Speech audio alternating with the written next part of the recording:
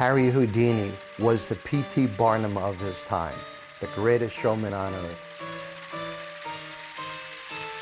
Houdini was the highest paid vaudeville entertainer of his time in the early 1900s.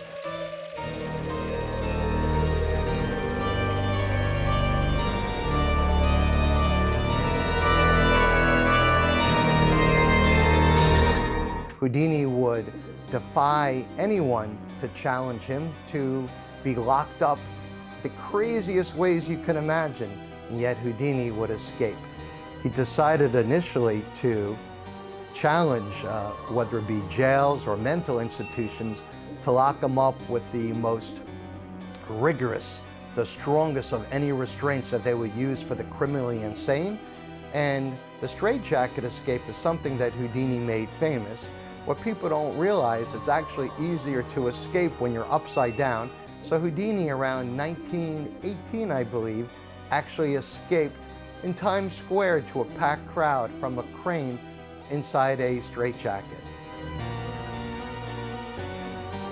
Houdini would use his strength and stamina, where he was able to hold his breath for several minutes underneath water, and even perform one of the most famous stunts, the Chinese water torture cell, where he would go upside down inside a tank of water.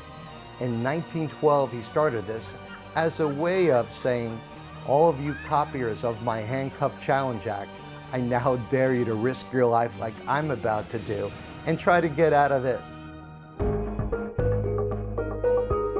When he passed away in Detroit on Halloween at 1:26 p.m., his body was then moved to New York, and then he was laid to rest right here on November 4th in McFella Cemetery in Queens, New York.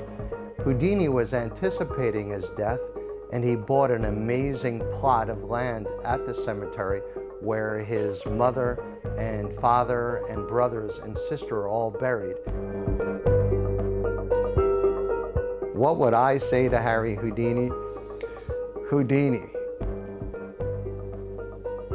when was the one time that you feared your life for the most? Because you're a showman, you never showed fear. In fact, Houdini was known to say, my brain is the key that set me free. And then I would say, Houdini, thank you for sharing. And I would toast you and say, good night, Harry.